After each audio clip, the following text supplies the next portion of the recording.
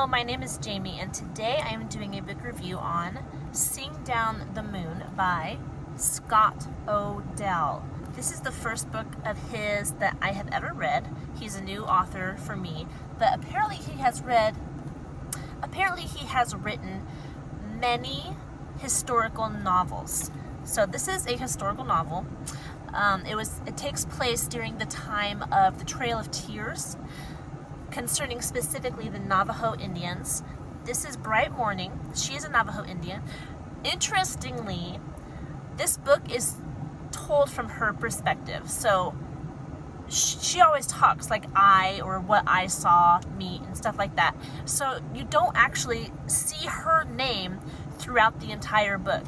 I only know her name is Bright Morning because the synopsis on the back says Bright Morning.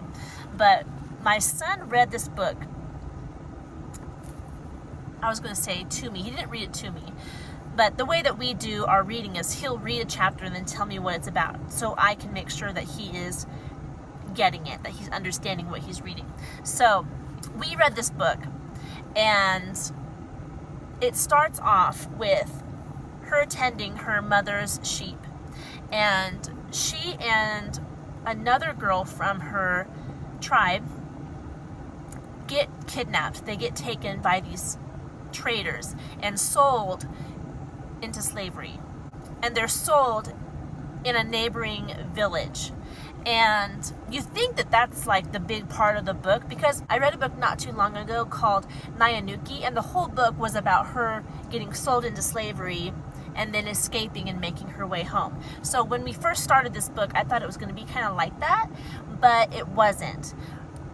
She ends up escaping and finding her way home, but that's not the big push of this book.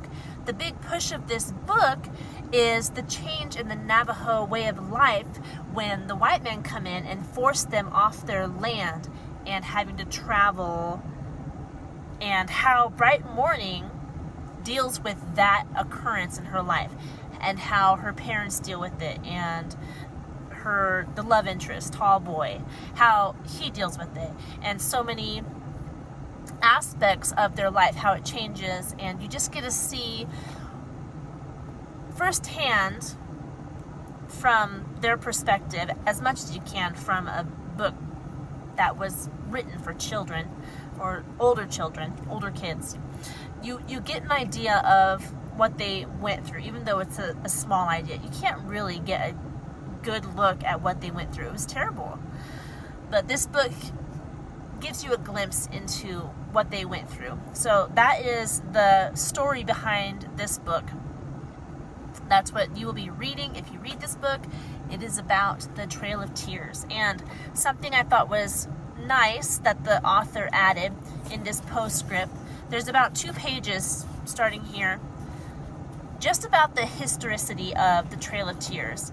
It gave a brief, very brief, it's not even 2 pages, a brief account of what happened and how many people died and what their new life looked like once they got to where they were moved. And I appreciated that Scott O'Dell added that to the ending of this book. It was written in 1970. It's short, it's a short book. It has 134 pages. It's not long. It did not take my son long to get through this book. I think he read like 3 chapters a day because it was just light reading, even for, my son is 13.